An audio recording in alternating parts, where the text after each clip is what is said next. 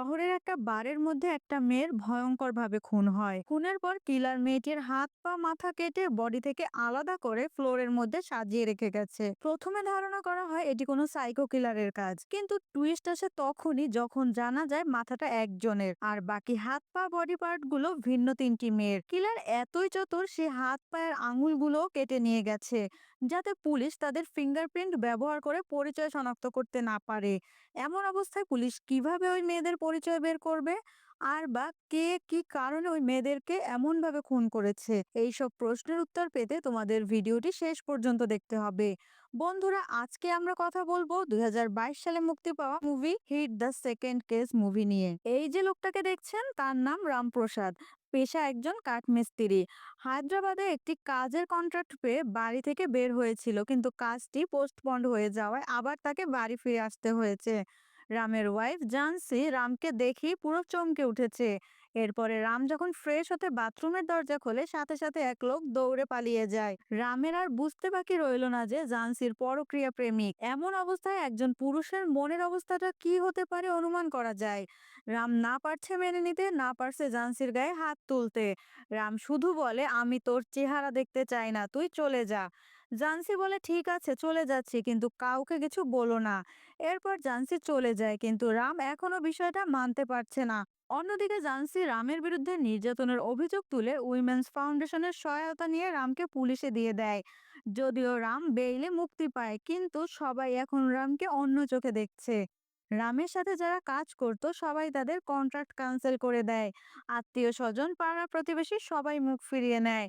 রাম একদমই একা হয়ে পড়ে। এজন্য রাম বাড়িতে বসে একটি ট্রি হাউস বানায়। রামের এই ঘটনার কথা মনে রাখবেন। আমরা আবার এখানে ফিরে আসব। আপাতত সিন চলে যায় কয়েক বছর পর। বিশাখাপট্টনমের এসপি কৃষ্ণদেবকে দেখা যায়, যার ডাক নাম কেডি। কেডি তার পোষা কুকুর ম্যাক্সকে নিয়ে মর্নিং ওয়াকে বের হয়েছিল। তখনই খবর আসে বিচের পাড়ে একটি ডেড বডি পাওয়া গেছে। শোনা মাত্রই কেডি ঘটনাস্থলে চলে যায় আর গিয়ে দেখে মিডিয়া এসে আগে থেকেই ভিড় করে আছে। কোনো ক্রাইম হলে তদন্ত করার আগে মিডিয়া বিভিন্ন প্রশ্ন করে, আর কেডি এসব পছন্দ করে না, তাই মিডিয়া থেকে দূরে থাকার চেষ্টা করে। এখানে বোটের মধ্যে একটি ছেলে ডেড বডি পাওয়া গেছে। কেডির ধারণা ওপেন প্লেস, কেউ নিশ্চয়ই এখানে খুন করতে আসবে না। তার মানে অন্য কোথাও খুন করে এখানে এনে ফেলে গেছে। ছেলেটির পকেটে ওয়ালেট এবং ফোনও পাওয়া যায়। এজন্য কেডি ছেলেটির ফোন থেকে ভাইকে কল করে, আর খবর পাওয়া মাত্রই কয়েক মিনিটের মধ্যে লোকটিও এসে পড়ে। ভাইয়ের ডেড বডি দেখেই লোকটি কাঁদতে কাঁদতে কেডির কাছে অনুরোধ করছিল, স্যার ওর খুনিকে ধরুন। কিন্তু কেডির কথা, আমি তো তোমাকে লোকেশন বলিনি, তুমি কিভাবে জানলে যে এখানে আসতে হবে?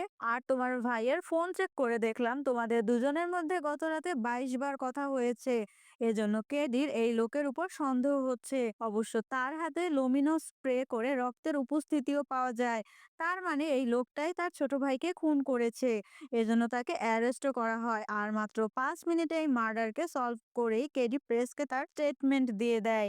কেডি মূলত এইচআইটি টিমের এসপি, আর এইচআইটি এর ডিজিপি নাগেশ্বর রাও সবেমাত্র ভাইজাগে জয়েন করেছে। তাই এসেই নাগেশ্বর রাও কেডির সাথে দেখা করে এবং অন্য সদস্যদের সাথে পরিচয় হতে আগামীকাল সবাইকে ডাকতে বলে। তখন কেডি তাকে অনুরোধ করে, স্যার এখানে একমাত্র আমি এসপি, পুলিশ ক্যাডারের অন্য কাউকে আনা গেলে খুব ভালো হতো। রাও এর কথা, এখানে কোনো হাই প্রোফাইল কেস নেই, এত তাড়াহুড়োর কি আছে? কিন্তু কেডির কথা, আমরা তো ক্রিমিনালদের ক্রাইম করার আশায় বসে থাকতে পারি না, তাই না? আর কেডির এমন কথা নাগেশ্বরের একদমই অপছন্দ। তাই প্রথম দিন থেকেই কেডির প্রতি একটা নেগেটিভ মনোভাব তৈরি হয়ে যায়। এ হচ্ছে এসিপি বর্ষা। বর্ষারও এখানে আজই নতুন পোস্টিং হয়েছে। কেডিও বর্ষাকে আগে থেকে জানে, কারণ তারা একসাথে একটি কেসে কাজ করেছে। কিন্তু বর্ষার এভিডেন্স ম্যানিপুলেট করায় কেডির ওই কেসটি আজ পর্যন্ত আনসলভ রয়ে গেছে। এজন্য কেডি বর্ষাকে তার কাজে সরাসরি ইনভলভ করতে চায় না। কেডির গার্লফ্রেন্ডও আছে, যার নাম আরিয়া। আরিয়া ভাইজাকের উইমেন্স ওয়েলফেয়ার ফাউন্ডেশনের একজন মেম্বার। উইমেন্স ওয়েলফেয়ারের জন্য কাজ করে, আর এখানে একটি বুটিক শপও আছে। সেখানে থেকে তাদের পরিচয়। আর এরই ধারাবাহিকতায় কেজিয়াস আরিয়াকে বলে বসে, আমরা একসাথে থাকতে চাই, তবে আরিয়ার কথা, বিয়ের আগে লিভ টুগেদার এটা অনেক বড় একটা ডিসিশন, আমাকে ভেবে দেখতে হবে, আমি ভেবে তোমাকে জানাবো। এরপর আরিয়াকে তার বাসায় ড্রপ করে কেডি বাড়িতে ফিরে ভিডিও কলে তার বাবা মায়ের সাথে কথা বলছিল। তখনই দরজায় বেল বেজে ওঠে। কেডিও দরজা খুলে দেখে আরিয়া তার জিনিসপত্র নিয়ে তার কাছে চলে এসেছে। আর এখান থেকেই তাদের লিভ টুগেদারের যাত্রাটা শুরু হয়। এরপর সিন চলে যায় একটা বারে। মেয়েটির নাম রঞ্জিতা। রঞ্জিতা এই বারের অ্যাকাউন্টস দেখাশোনা করে। বার ক্লোজিং এর সময় হয়ে গেছে, একে একে বারের সবাই চলে যায়। তবে রমেশ রঞ্জিতার জন্য অপেক্ষা করছিল। রঞ্জিতা রমেশকে বলে, আমার সময় লাগবে, তুমিও চলে যাও। এরপর রমেশও চলে যায়, আর ঠিক তখনই কেউ একজন বারে নক করে। এদিকে আরিয়া কেডির বাড়িতে উঠেছে জানতে পেরে আরিয়ার মা সরাসরি কেডির বাড়িতে চলে আসে। আরিয়ার মায়ের কথা, তুমি কার পারমিশন নিয়ে আমার মেয়েকে তোমার বাড়িতে এনেছো? কেডি বলে, কার পারমিশন নিব? আমরা তো ভালোবাসি, কিন্তু বিয়ের আগে লিভ টুগেদার এটা কেমন কথা? কেডি আরিয়ার মাকে বোঝানোর চেষ্টা করে যে আমার বিয়ে করতে কোনো সমস্যা নেই, কিন্তু বিয়ের পর স্বামী স্ত্রীর মাঝে ছোট ছোট যে ঝামেলাগুলো তৈরি হয় এই বিষয়গুলো যেন আমাদের মধ্যে না হয়, সেজন্য আমরা বিয়ের আগে একসাথে থাকতে চেষ্টা করছি। কিন্তু বিয়ের আগে ছেলে মেয়ে একসাথে থাকাটা একটা অসামাজিক কাজ। তাই কেডি যতই বোঝানোর চেষ্টা করুক না কেন, আরিয়ার মা মানতে নারাজ। তবে তাদের কথার মধ্যে হায়দ্রাবাদ এইচআইটি টিমের কল আসে। অভিলাষ জানায়, আমি তোর অফিসে আছি, তুই তাড়াতাড়ি আয়। এজন্য কেডি বেরিয়ে যাচ্ছিল, কিন্তু কেডি লক্ষ্য করে ম্যাক্স তার গাড়ির সেকেন্ড সিটে বসে আছে। তাই কেডি তার বাঁশি দিয়ে ম্যাক্সকে ঘরে পাঠিয়ে দেয়। এরপর কেডি অফিসে গিয়ে অভিলাষের সাথে দেখা করে। অভিলাষ জানায়, এখানে শিপ ইয়ার্ডে এক সাসপেক্টের সাথে তার ফাইট হয়েছে। সাসপেক্ট যদিও ধরতে পারেনি, তারপরেও তার ফোনটি সে জব্দ করেছে। আর হায়দ্রাবাদ ফরেনসিক্সে দিয়ে ফোনের সব ডিটেলস বের করার সময়ও তার কাছে নেই। এর জন্য এই ফোনের ডিটেলস বের করতে অভিলাষ কেডির হেল্প চাচ্ছে। কেডির কথা, এত দূর যেহেতু এসেই পড়েছিস, বাকিটা আমি দেখব। তবে এর মধ্যেই সোশ্যাল বার থেকে একটি ক্রাইমের খবর আসে। এরপর টেডি দ্রুত সেখানে গিয়ে ফরেনসিক্স এক্সপার্ট শ্রদ্ধার কাছে জানতে চায় কি হয়েছে। শ্রদ্ধা শুধু বলে, তুমি নিজে এসে দেখো। এরপর টেডি ভিতরে গিয়ে যা দেখতে পায় এটা আসলে দেখানো সম্ভব নয়। এমন ভয়ানক খুন, এমন দৃশ্য সহ্য করার ক্ষমতা অনেক কম মানুষেরই আছে। গত রাতে রঞ্জিতা নামে যে মেয়েটিকে আমরা দেখেছিলাম, সেই রঞ্জিতাকে খুন করা হয়েছে। এমন বীভৎসভাবে খুন করা হয়েছে, রঞ্জিতার হাত বা বডি মানে সবকিছু কেটে আলাদা আলাদা টুকরো করে একসাথে সাজিয়ে রাখা হয়েছে। ফিঙ্গার কেটে ফেলেছে, তার ফিঙ্গারপ্রিন্ট অ্যানালাইজ করার কোনো সুযোগ নেই। তবে হাতে একটি পাবের স্টাম্প পাওয়া যায়, কিন্তু এটা এই পাবের না, অন্য কোনো পাবের হবে। পাশে ফ্লোরের মধ্যে রক্তমাখা জুতোর ছাপ রয়েছে। এজন্য জুতার নাম্বার এবং মডেল অ্যানালাইজ করতে কোম্পানিতে পাঠানোর নির্দেশ দেওয়া হয়। এরপর কেডি পাবের মালিকের সাথে কথা বলে। তবে সে জানায় ঘটনার সময় সে নিজ বাড়িতে ছিল। আর পাবে কাজ করা রামেশও জানায় গতরাতে সে রঞ্জিতার জন্য অপেক্ষা করছিল, কিন্তু রঞ্জিতা তাকে পাঠিয়ে দেয়, সে চলে গিয়েছিল। এরপর কি হয়েছে সে কিছুই বলতে পারছে না। এই বিষয় নিয়ে খেদি খুবই ইমোশনাল হয়ে যাচ্ছিল। আরিয়া বিষয়টি বুঝতে পেরে বলছিল, তুমি যদি ইমোশনাল হয়ে যাও তাহলে ক্রিমিনালদেরকে কি করে ধরবে? এই কিলারকে তোমাকেই ধরতে হবে। আরিয়ার কথায় কেডিও তার সাহস ফিরে পায়। এরপর কেডিও অভিলাষকে নিয়ে ফরেনসিক্স ল্যাবে এসেছে। আর ফরেনসিক্স ল্যাব থেকে শ্রদ্ধা যা জানায় তাতে রীতিমতো সবাই চমকে যায়। শ্রদ্ধা জানায়, গতকাল পাবে আমরা যে বডিটি পেয়েছি ওটা পুরোটা রঞ্জিতার না, শুধু মাথাটা রঞ্জিতার, হাত এবং পা অন্য মেয়ের। এই সকল বডি পার্টস অ্যানালাইজ করে বোঝা যাচ্ছে এসব মেয়েদের বয়স 25 থেকে 35 বছরের মধ্যে ছিল। আর ফিঙ্গার কেটে নিয়ে যাওয়ায় ওদের কোনো ইনফরমেশন বের করার কোনো সুযোগ নেই। আবার এই বডি পার্টস গুলো সবই ফ্রিজে রাখা ছিল, যে জন্য তাদেরকে কখন মারা হয়েছে সেটাও বোঝার কোনো উপায় নেই। একরকম বলতে গেলে সব এভিডেন্স মিটিয়ে ফেলানো হয়েছে। আবার রঞ্জিতার বডিতে রেপের কোনো সাইনও পাওয়া যায়নি, কিন্তু রঞ্জিতার গলায় যে কামড়টা দেওয়া হয়েছে, যে ব্যক্তি কামড়টি দিয়েছে তার উপরের মাড়ির দুই দাঁতের মাঝখানে এক্সট্রা একটা দাঁত আছে। এখান থেকে ডিএনএ স্যাম্পল বের করার কোনো সুযোগ নেই। এমনকি সেখানে কোনো ফিঙ্গারপ্রিন্টও পাওয়া যায়নি। তবে ঘটনাস্থলে যে শু প্রিন্ট পাওয়া গেছে সেটা কোম্পানিতে পাঠিয়ে তাদের একটি মডেলের সাথে ম্যাচ করেছে। শুর সাইজ 9, তবে কালার কোনটা সেটা এখনো জানা যায়নি। আবার হাতে যে পাবের স্টাম্প রয়েছে সেটা সম্পর্কে তথ্য বের করার কাজ চলছে। সবকিছু জানানোর পর শ্রদ্ধা এটাও বলে, আমার যতটুকু মনে হচ্ছে এটা কোনো সিরিয়াল কিলারের কাজ। আর এটাই এখন সবচাইতে ভাবার বিষয়, কারণ সিরিয়াল কিলার কখনো একটা বা দুটো খুন করে থেমে থাকে না, সে একের পর এক খুন করতেই থাকে। ফরেনসিক্স থেকে তথ্যগুলো পাওয়ার পর কেডি নাগেশ্বর রাওকে জানায়, এমনিতেই বেচারা সবেমাত্র জয়েন করেছে, তার উপর এত বড় সিরিয়াল কিলিং কেস, আবার জনবলও কম। এজন্য রাও অভিলাষকে সাথে নিয়ে দ্রুত কেসটি সলভ করতে নির্দেশ দেয়। কেডি দুই ভাগে তদন্ত শুরু করে। এক একটা রঞ্জিতার অ্যাঙ্গেল থেকে, কারণ রঞ্জিতার আইডেন্টিটি তারা আগে থেকেই জানে। আরেকদিকে বাকি ওই ৩ মেয়ের আইডেন্টিটি বের করা। বর্ষা বুদ্ধি দেয় যে তারা যেহেতু জানে যে ওই বডি পার্টস গুলো ২৫ থেকে ৩০ বছর বয়সী মেয়েদের, তাই ভাইজাকে রেজিস্টার হওয়া এমন বয়সী মেয়েদের মিসিং কমপ্লেইন গুলো পর্যবেক্ষণ করতে পারে। আবার পাবে যে বডি পাওয়া গিয়েছিল তার এক্স-রে কুরিয়ার ডক্টরকে দেখানো হয় যে কোনো সার্জারি করা হয়েছিল কিনা। এখানেও নেগেটিভ।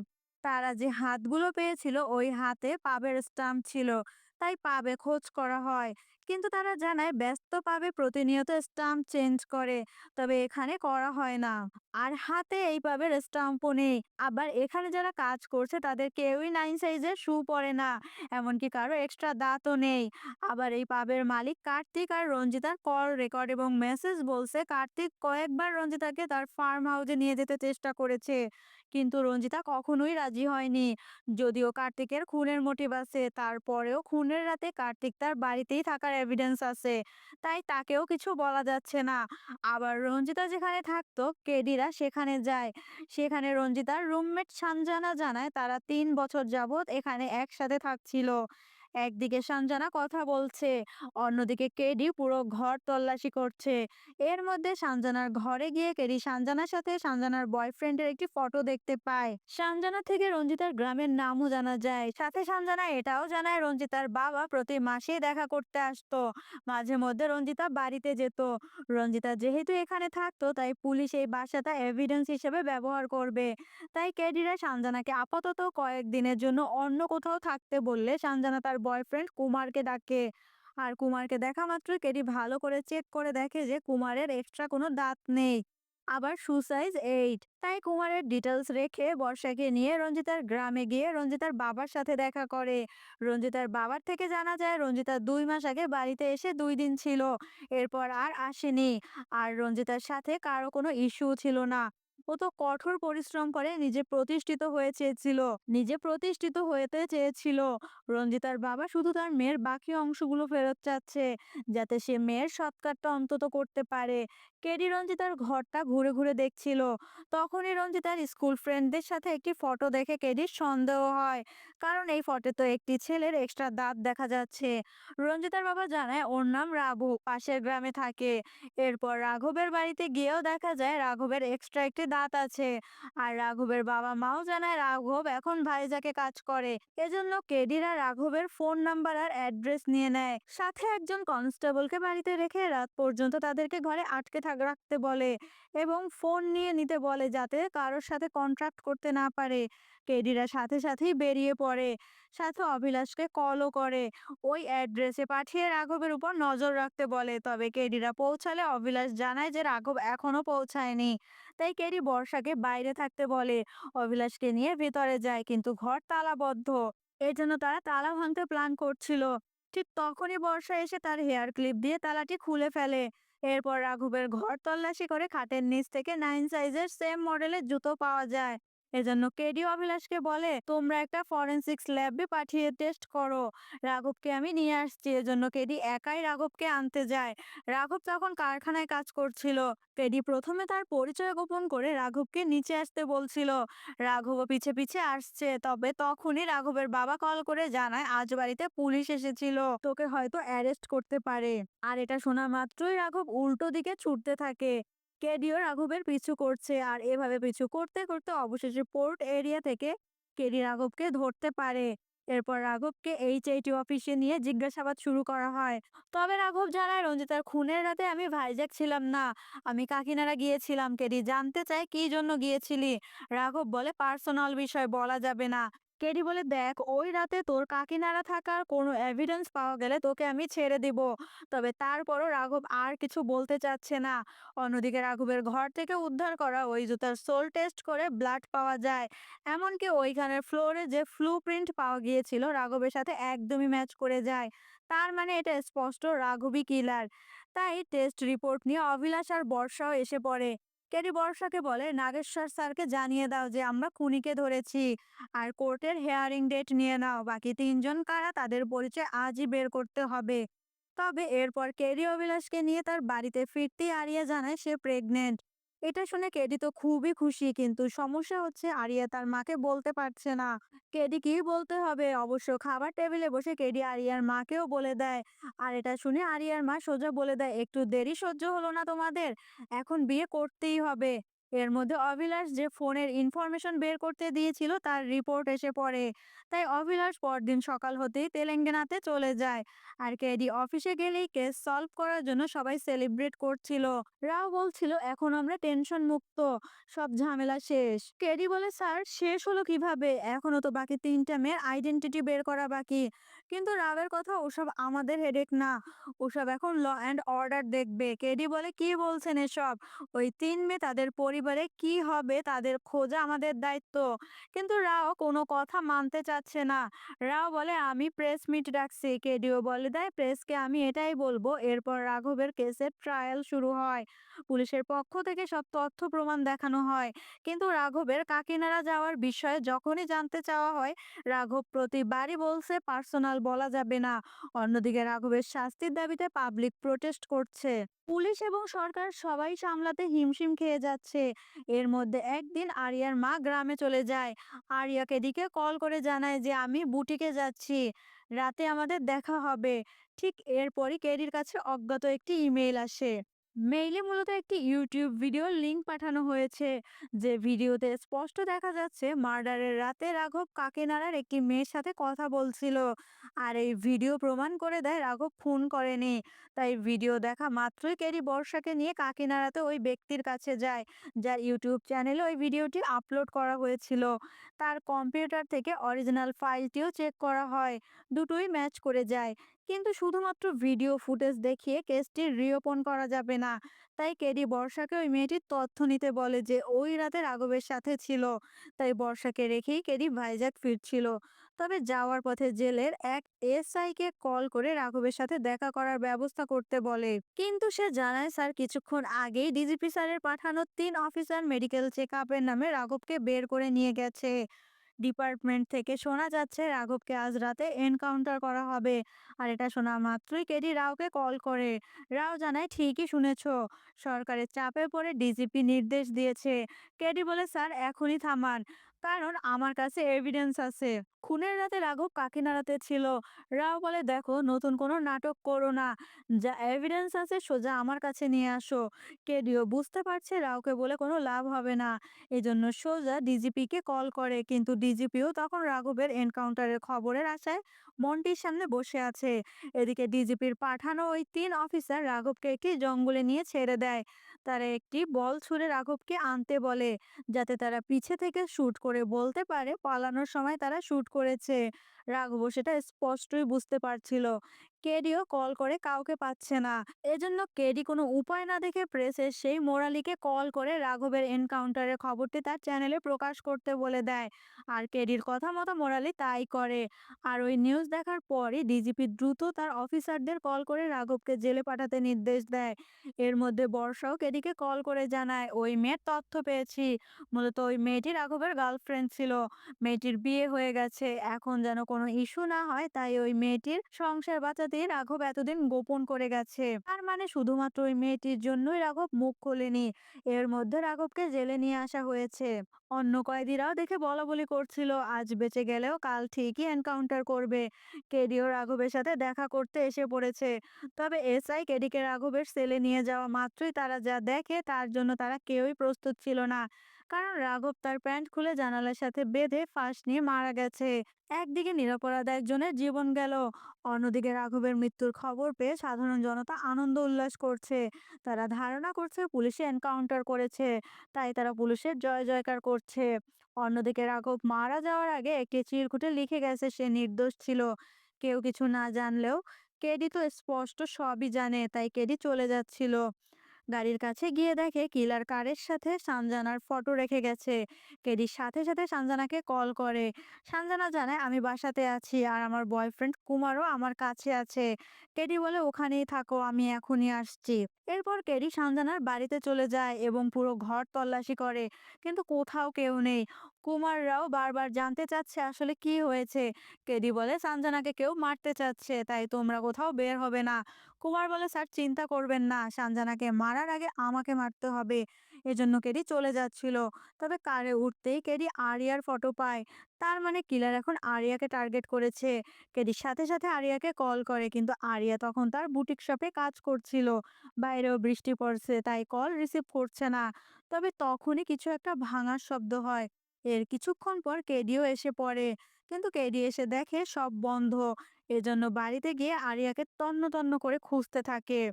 অবশেষে আরিয়াকে পেয়েও যায়, কারণ আরিয়া বাড়িতেই এসে ফ্রেশ হচ্ছিল। আর আরিয়াকে দেখে কেডির এবার স্বস্তিতে নিঃশ্বাস নিতে পারছে। এরপর কেডি শাওয়ার নিতে যায়, তখন খেয়াল করে ওই কিলার কেডির বাথরুমে ঢুকে গ্লাসের সাথে একটি টা রেখেছে। আর এটা দেখার পরই কেডি একদম চমকে ওঠে। কেডি এখন স্পষ্ট বুঝতে পারছে এই কিলার কোনো সাধারণ কিলার নয়, যে 5 মিনিটে সে তাকে ধরে ফেলবে। এ খুব চতুর একজন কিলার। এই কিলার যেহেতু তার বাথরুম পর্যন্ত পৌঁছে গেছে, তার মানে ঘরের কোথাও থাকতে পারে। তাই কেডি আরিয়াকে কিছু বুঝতে না দিয়েই ম্যাক্সকে সাথে নিয়ে পুরো বাড়ি তল্লাশি শুরু করে। একদিকে ম্যাক্স, অন্যদিকে কেডি, দুজনেই তন্ন তন্ন করে খুঁজছে। তবে কোথাও কেউ নেই। তারপরও কেডি শিওর হওয়ার জন্য আরিয়ার ঘরে তল্লাশি করে। এরপর কেডি বাড়ির পাশের উঁচু ওয়াচ টাওয়ারে উঠে বাড়ির উপর নজর রাখছে, আর ম্যাক্সকে বাড়ির দরজায় বসিয়ে রেখেছে। এভাবে সারা রাত কেটে যায়। পরদিন সকাল হতেই কেডি দুজন কনস্টেবল ডেকে তার বাড়ি পাহারায় লাগিয়ে দেয়। আরিয়াও এতক্ষণে ঘুম থেকে উঠেছে। তবে আরিয়া কনস্টেবল দেখে জানতে চাচ্ছিল কি হয়েছে, কোনো সমস্যা। কেডি আরিয়াকে বোঝায় হাই প্রোফাইল কেস সলভ করার সময় এমন প্রোটোকল ফলো করতে হয়, তাই সেফটির জন্যই ওরা এসেছে। এরপর কেডি অফিসে গিয়ে নাগেশ্বর রাওকে পুরো বিষয়টি খুলে বলে যে রাঘব ইনোসেন্ট ছিল।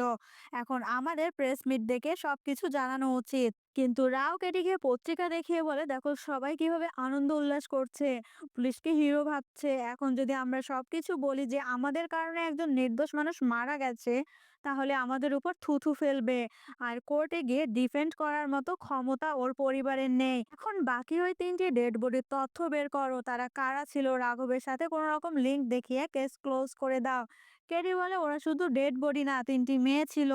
দেখুন স্যার, ও আমার গার্লফ্রেন্ডকে পর্যন্ত টার্গেট করেছে, আমার বাসা পর্যন্ত পৌঁছে গেছে। রাও বলে এজন্যই তো দুজন কনস্টেবলকে আমি স্যাংশন করেছি, কিন্তু তোমার গার্লফ্রেন্ডের রক্ষার জন্য আমি তো জেড ক্যাটাগরির কোনো ফোর্স বানাতে পারি না, তাই না?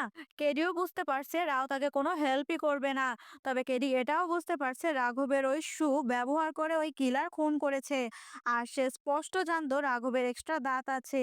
মোট কথা কিলার রাঘবের আইডেন্টিটি ব্যবহার করার জন্যই ইচ্ছা প্রণোদিতভাবে এই কাজটি করেছিল। এরপর সে পাবে গিয়ে জানতে চায় যে এখানে রেগুলার যে কাস্টমার আসে তাদের মধ্যে কারো এক্সট্রা দাঁত দেখা গেছে কিনা, কিন্তু পাবের ম্যানেজার সেটা বলতে পারছে না। এছাড়া রঞ্জিতার ফটো দেখিয়ে জানতে চায় ওর হাতে কি কোনো পাফ স্টাম্প ছিল কিনা, কিন্তু কেডি তো আর বলতে পারছে না যে হাত তারা পেয়েছে সে হাত কার। এজন্য কেডি চলে যায়। যাওয়ার সময় বর্ষা জানায় রাঘবের যে ভিডিওটি মেইল করা হয়েছিল, ওই মেইলটি একটি ইন্টারনেট ক্যাফে থেকে বের করা হয়েছে।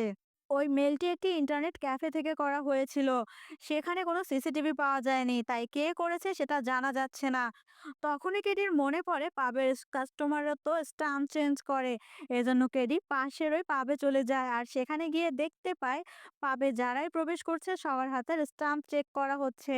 আর তাদের থেকে জানা যায় তারা যেহেতু এমডি ফিশ নেয়, তাদের স্টাম্প একই থাকে কিন্তু ডেট পরিবর্তন করে।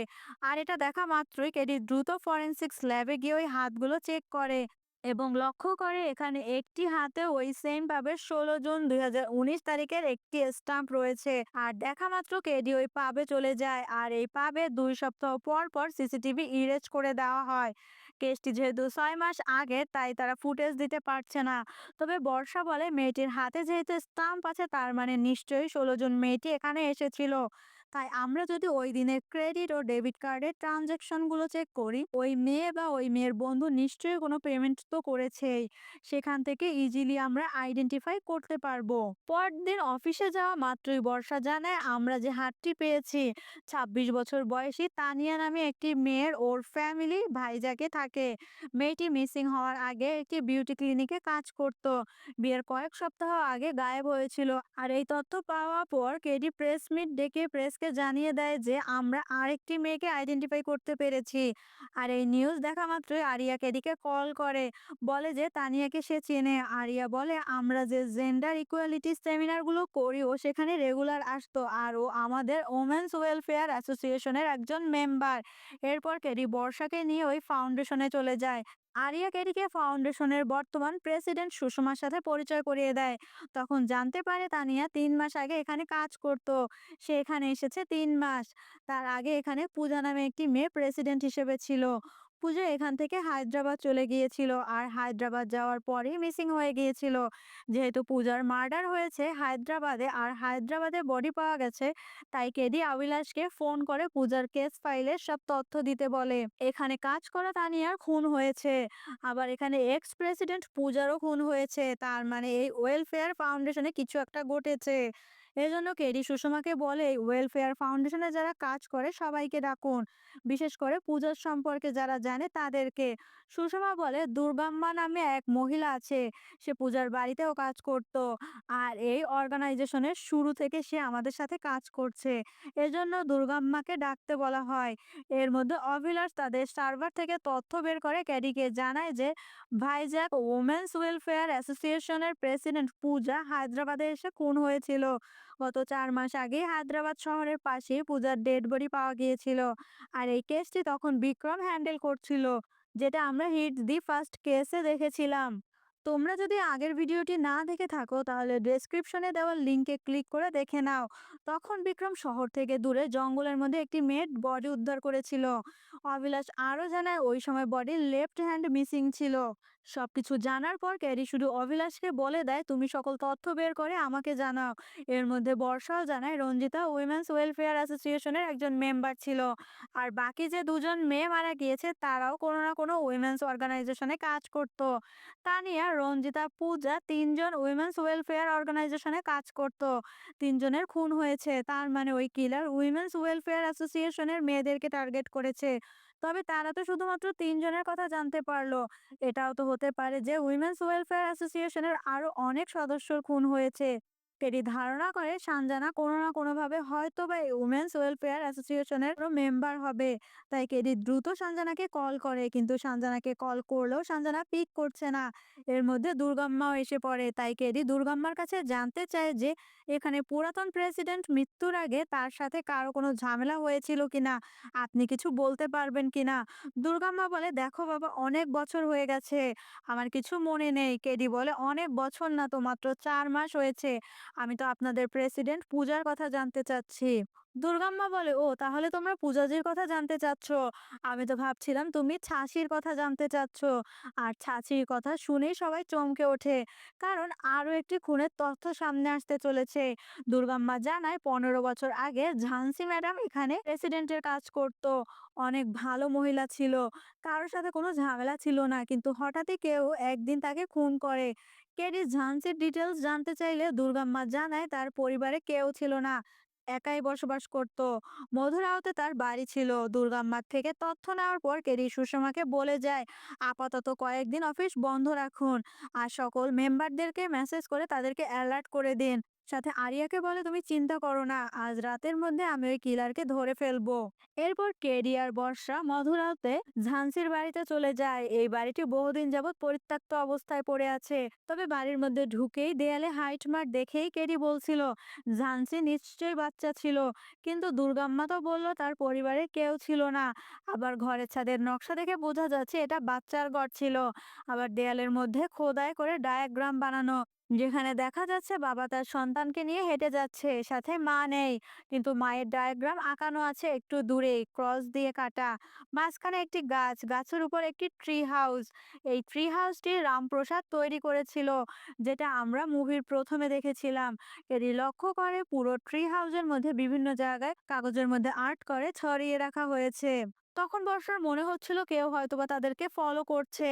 তাই বর্ষা বাইরে এসে চেক করছিল। ঠিক তখনই কেডি ওই ট্রি হাউসে থাকা সকল আর্ট গুলো নিয়ে আসে। ট্রি হাউসের মধ্যে রামের ফটো পাওয়া গেছে। আর পত্রিকাতে প্রকাশ করা শ্রদ্ধাঞ্জলি অ্যাড দেখে বোঝা যাচ্ছে এই ব্যক্তির নাম রামপ্রসাদ। আর তার ছেলের পক্ষ থেকেই প্রতি বছর পত্রিকাতে তার শ্রদ্ধাঞ্জলির অ্যাড দেওয়া হয়। এমনকি কেডি বর্ষাকেও এটাও বলে, আমার ঘরে যে স্কেলের ডায়াগ্রাম বানানো হয়েছিল আর এখানে ট্রি হাউসের এই আর্টের ডায়াগ্রাম সম্পূর্ণ সেম। আর এই আর্ট ওয়ার্ক গুলো দেখে স্পষ্টই বোঝা যাচ্ছে রামপ্রসাদ, তার স্ত্রী ঝান্সি এবং তাদের একটি ছেলে ছিল।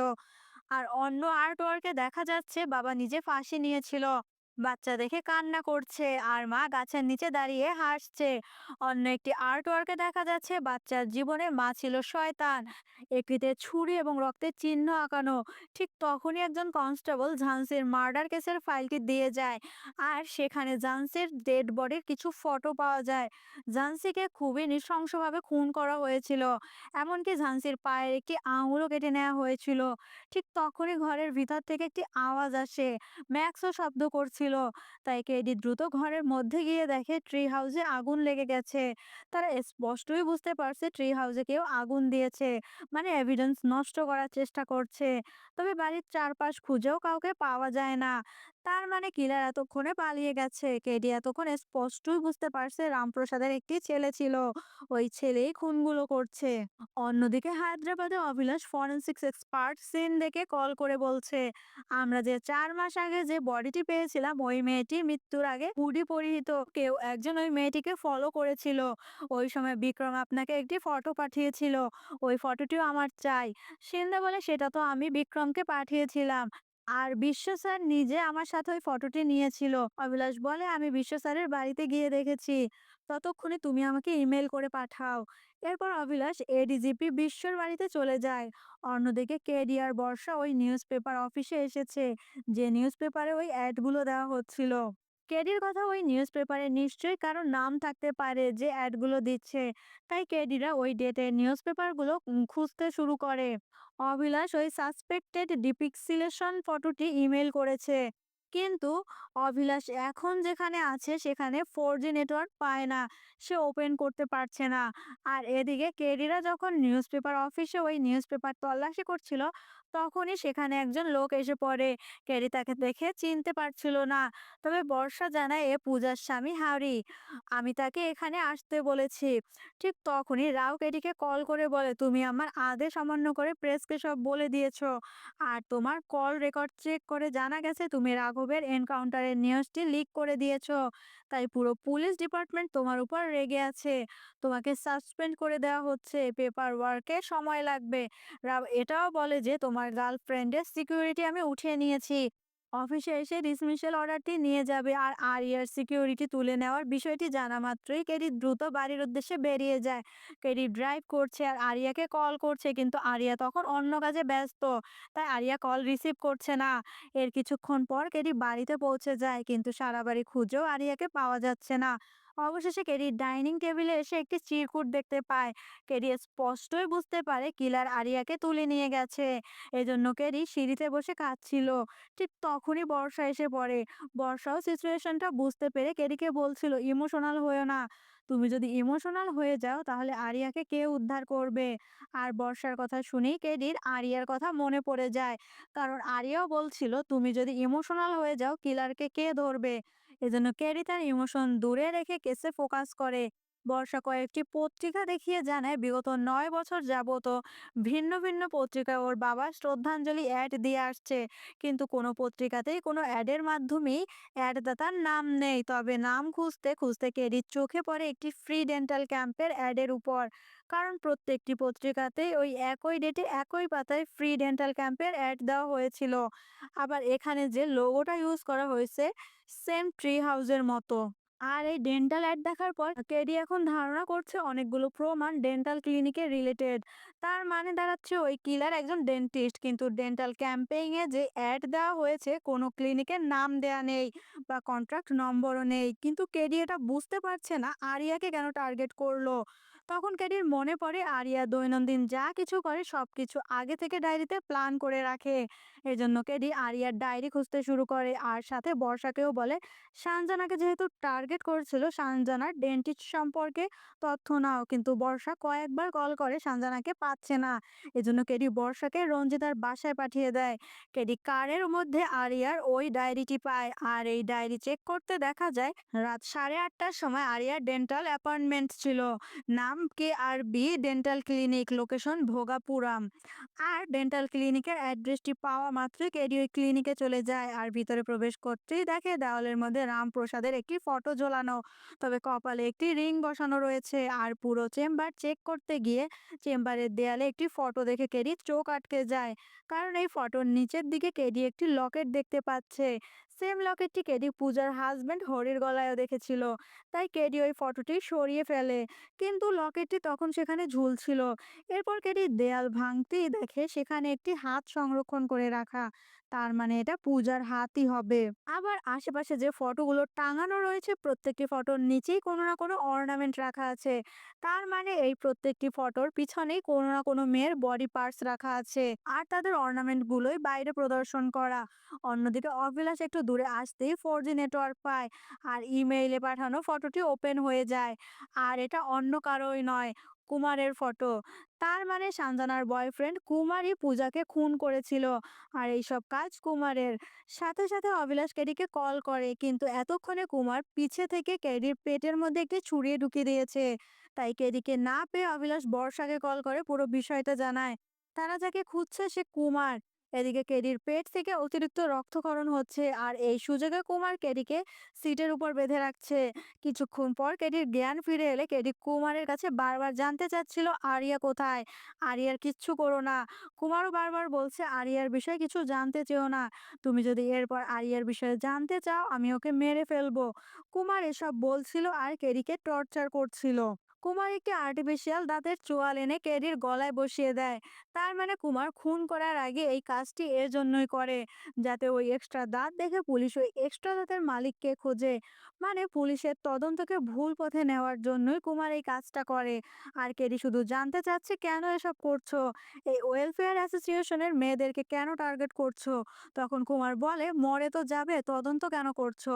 এরপর কুমার আরিয়াকে নিয়ে আসে। আরিয়াকে একটি হোল চেয়ারের উপরে বেঁধে রেখেছে। কুমার কেডির সামনে আরিয়ার হাতে রক কেটে দেয় এবং বলে তুমি আমাকে অনেক ইরিটেট করেছো, এজন্য আমি তোমাকে রাঘবের ওই ভিডিওটি মেল করেছিলাম, কিন্তু তোমার জন্য আমার ট্রি হাউস চলে গেছে। ওই ট্রি হাউস আমার কাছে মন্দির ছিল। এখন আমি তোমাকে ছাড়বো না, তোমাকে আমি খুব নৃশংসভাবে খুন করব। এরপরে কুমার একটি ইলেকট্রিক করাত নিয়ে আসে আর এই ইলেকট্রিক করাত দিয়ে কুমার সবাইকে খুন করে তাদের বডি কেটে ফেলে। এরপর কুমার ভাবছিল কাকে দিয়ে আগে শুরু করবে। খুনিকেরই লক্ষ্য করে কুমার দরজাটার ভিতর থেকে লক করে দিয়েছে। কেরি তখন কুমারের কাছে জানতে চায় তোর মাকে কেন মেরেছিস সেটা বল, তুই কি ভেবেছিস তোর সম্পর্কে আমি কিছু জানি না?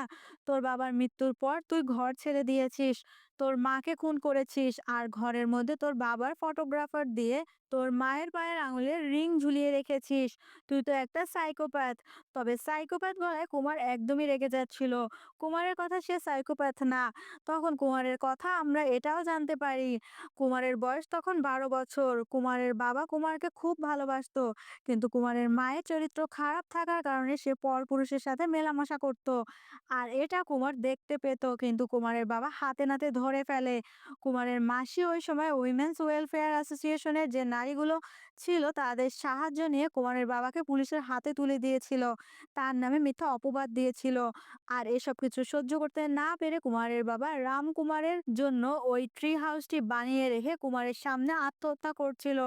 আর ওই সময় যেহেতু উইমেন্স ওয়েলফেয়ার অ্যাসোসিয়েশনের মহিলারাই ঝান্সিকে সাপোর্ট করছিল, তাই কুমার উইমেন্স ওয়েলফেয়ার অ্যাসোসিয়েশনের মেয়েদেরকে টার্গেট করে মারছে, কারণ তার চোখে এরা সবাই দায়ী। সে সময় কেডি কুমারকে বোঝানোর চেষ্টা করে আরিয়া তো তখন ছিল না, তোমার মা ওখানে কাজ করতো বলে ওখানে সবাইকে মারতে হবে, এটা কোন ধরনের লজিক? কুমারের কথা এরা সবাই একই। তখন কেডি উচ্চস্বরে হাসতে শুরু করে। কুমার জানতে চায় হাসছিস কেন।